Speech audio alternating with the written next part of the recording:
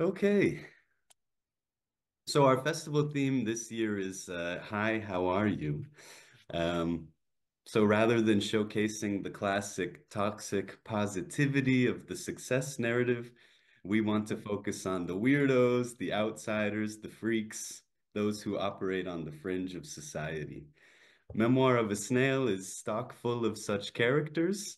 So that's why we're grateful to have you here with us to talk about it all the way from Australia. Elliot, welcome. Thanks, Josh. An honor to be here. Yeah, great. And next to Adam, of course, is Bert from the film. Welcome to Bert as well. Yes, I won't do Bert's voice. I'm a terrible actor. Fair enough. Um, so I've never been, but a lot of German young people backpack and go on working holidays in Australia. So I'm surprised that your films depict a darker version of the country. Is growing up in Australia really so depressing? Well, it depends where you live. I mean, we're a very, diverse country like America. We, have extreme poverty, but also extreme wealth, which seems to be the divide's getting bigger. And we Mm. have, of course, we have beautiful beaches, but equally we have rainforest and snowfields. So very diverse. We tend to make quirky films here in Australia. They tend to be either very quirky or very dark, and so there's films like Wolf Creek, and we make a lot of horror films too. And I think that's the thing about Australia. There is this narrative and the optics we present to the rest of the world is that we're this fun-loving, happy, optimistic, wealthy country. But we have a shocking history as well. That there's everything from genocide to how environmental extreme environmental damage that's happening here. So yeah, we certainly are a land of contrasts, I suppose. Sure. As soon as I saw the opening sequence of your film, taking us through these piles of things, um, I was hooked. And then as the film went on, I was so satisfied to get context for them little by little. For example, this like best smile certificate that pops up somewhat early on, and I was like, oh, okay, yeah, that looks familiar. And it ends up becoming this kind of Easter egg hunt. This was really, really rewarding. And so then you start to look for more, and yeah. What I also enjoyed was this Russian novel amount of characters that we encounter. And I understand that many of them are based on real people. So what I'd like to ask is about the term that you use to describe your films, which is clayography. If you could talk a bit about what that means to you. Yeah, look, I think many years ago I was a bit frustrated. I didn't quite know how to describe what I wanted to do to people. And, with all my screenplays, I've always just looked at the people around me for inspiration. I'm not very good at just inventing characters out of thin air. So, and the word claymation had been used a lot, but actually that's a trademark term, so I didn't want to keep using that. And stop motion, well, that's more of a technical term. So I came up with this pretentious word, clay biography, which is a portmanteau term, clayography, and yeah, I just felt like I needed my own word. Which has now become it's on Wikipedia now, so it's now stuck. And I think, all my films, the thing that is similar with all of them is that they are based on real people, a documentary sort of feel to it. I mean, they are works of fiction, and I never let the truth get in the way of a good story. But, there is a degree of truth to all of the films. Yeah. Sure. Um, I've also read that your father was actually an acrobatic clown. And so I assume that, that's some inspiration for Gracie and Gilbert's dad. How autobiographical is this? Yeah, well, my father was an acrobatic clown, and he was a vaudevillian back in the 60s and early 70s. And he and my uncle Barry traveled the world as these entertainers, and so it's always been fascinating for me to know about his life. And I mean, all my family end up in my films at some point. But certainly my father's not an alcoholic paraplegic. I mean, he's passed away now, but he was actually, he didn't drink at all. Again, I don't let the truth get in the way of a good story, but Grace is there's elements of myself in Grace, and particularly Gilbert, bits of myself in Pinky. My films are extensions of myself, not just my family and friends, and writing them too. I not just get aspects of my personality into these other play characters, but also my beliefs and my things I want to get off my chest, my views. There's a bit of social commentary in there as well. Yeah, one thing I was surprised by was this disturbing depiction of conversion therapy, uh, where Gilbert is given religious electroshock treatments after being found kissing another boy. I grew up in a community where conversion therapy was and probably still is practiced, and so I wanted to ask specifically like how that came to be part of the film. Yeah, well, similarly here in Australia, it is slowly getting banned in nearly every state now, but certainly is still being practiced in private. And I've got a lot of friends who've had the therapy performed on them, and it's very damaging, very cruel, and with all my scripts too, there's a degree of anger when I start writing them, and a sense of injustice, and that certainly was something I wanted to put in one of my films eventually, and it just felt appropriate that Gilbert, amongst all the other trauma he goes through, is this bizarre and inappropriate form of therapy, which of course is ridiculous and torturous.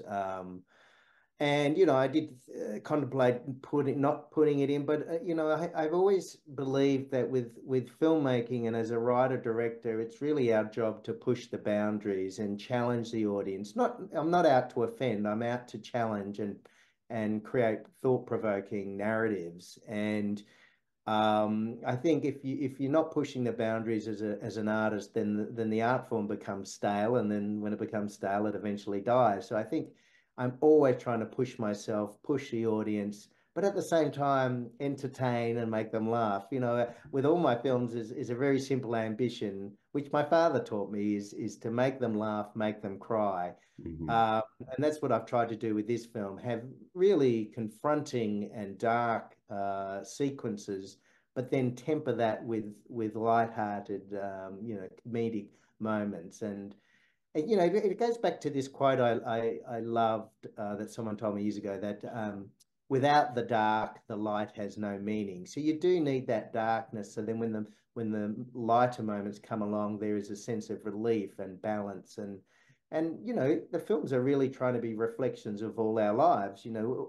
We all have ups and downs. Our lives are roller coasters. They're not completely depressing, nor are they completely happy and gleeful. They ebb and flow, and some more so than others. But my own life, I've gone through periods of depression and anxiety, and but then I've had some wonderful, experiences. Just 2 days ago, I was at the San Sebastian Film Festival where this film had its Spanish premiere, and we're in this beautiful cinema, and at the end the audience all clapped, and then they got to their feet and we had this standing ovation. And as an artist, on behalf of all the artists who helped me make the film, this was incredibly rewarding. And 8 years of making this film, and we had so many doubts, so many struggles, so many challenges, that to get an appreciative audience is really what it's all about.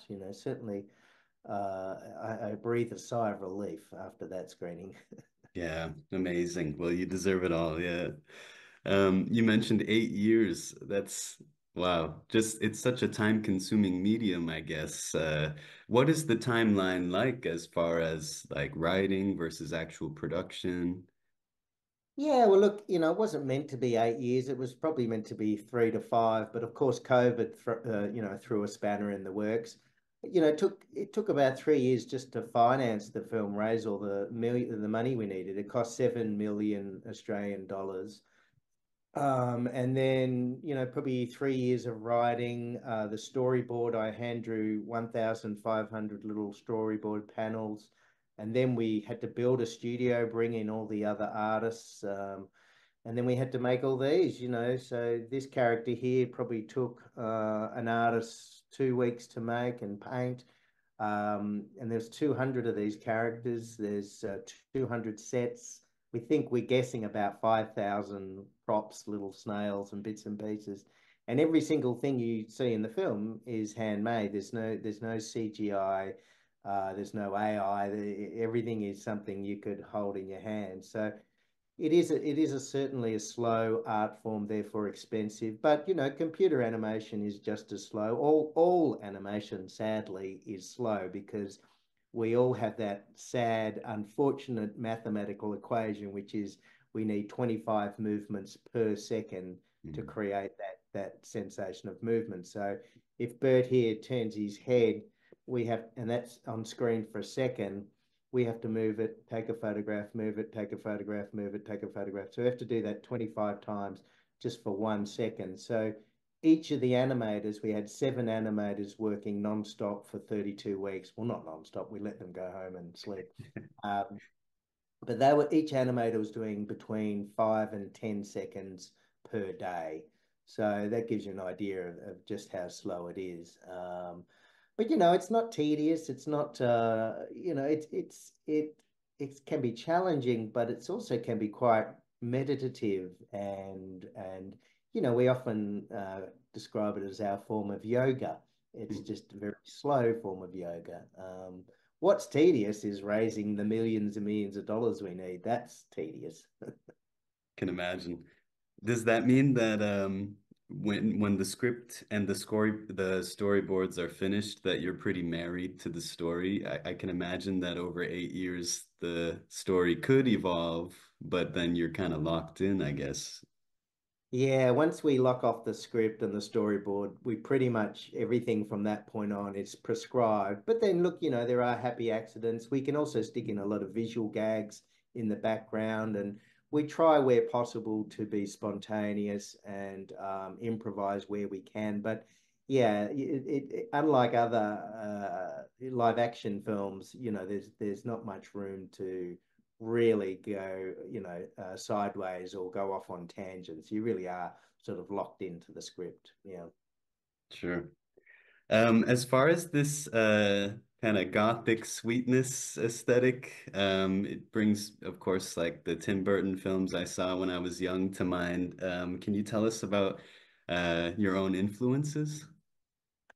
Yeah, well, look, I first of all should mention that, my films have a very rough around the edges sort of aesthetic, and that's deliberate, but it's also because I was born with a hereditary shake, which I inherited from my mother, and so I have trouble drawing straight lines. So as a kid, all my drawings were very wobbly and uh wonky. And instead of trying to, draw a straight line, I learned to embrace the wonkiness and incorporate that into my look and my style. So, there's an imperfection and an asymmetry to my drawings and my characters, and they've got a lumpiness to them, and that's also to reflect their psyches too. All my characters have a perceived imperfection or flaw, or if you, I mean, I don't use the word disability, but there's something about each of my characters that is,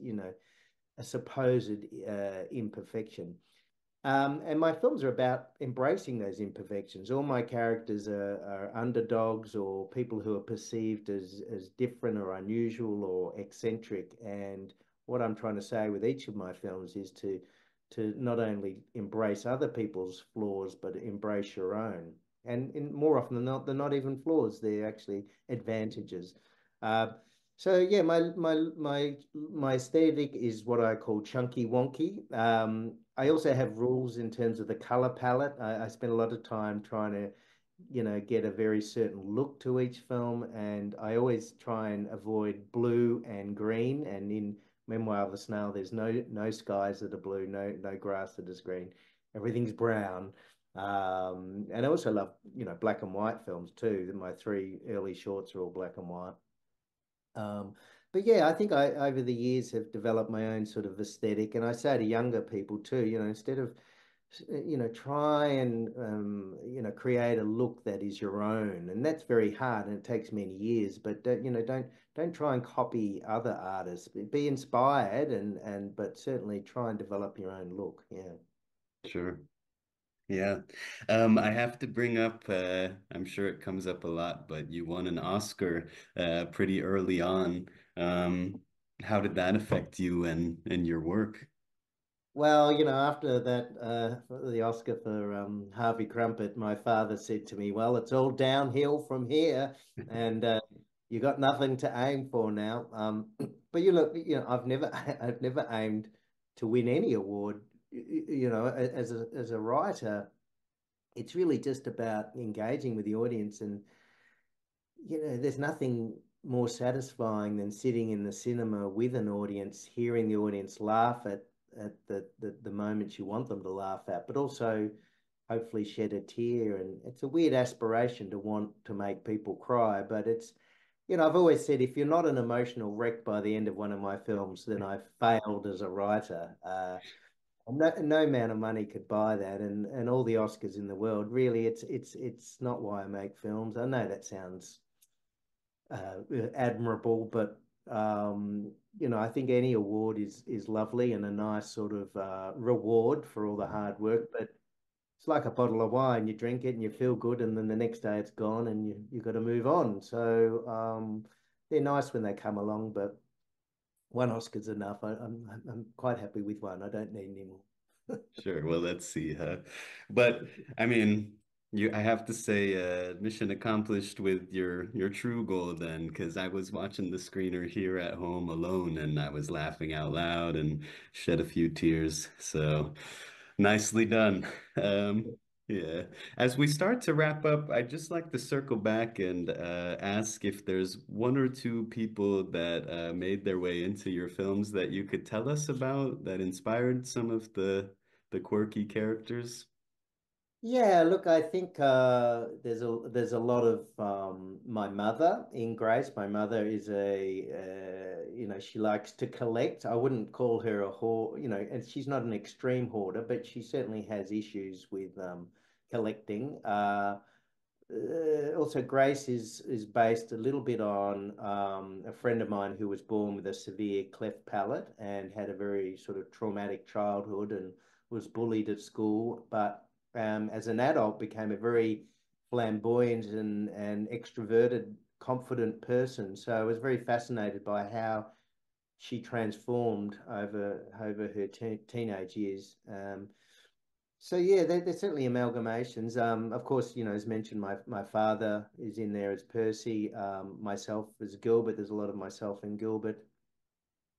I think I'm a human sponge. I just am constantly looking at people around me, and I take very detailed note. I have very detailed journals and notebooks going back decades, and they're my recipe books. So whenever I go to start a new film, I go to my recipe books first and look up all the things.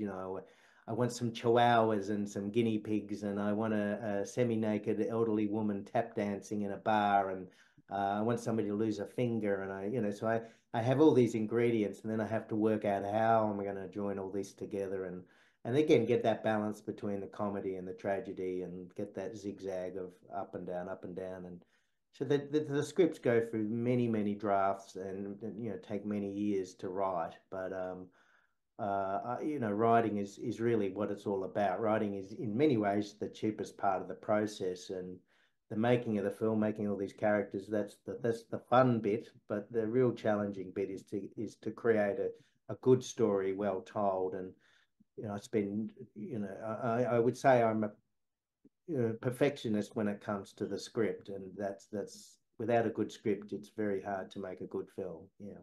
Hmm. Yeah, I mean, this one took 8 years to get out. So my final question is, what's next? Do you already have another script lined up or a couple in your back pocket that you need to choose from?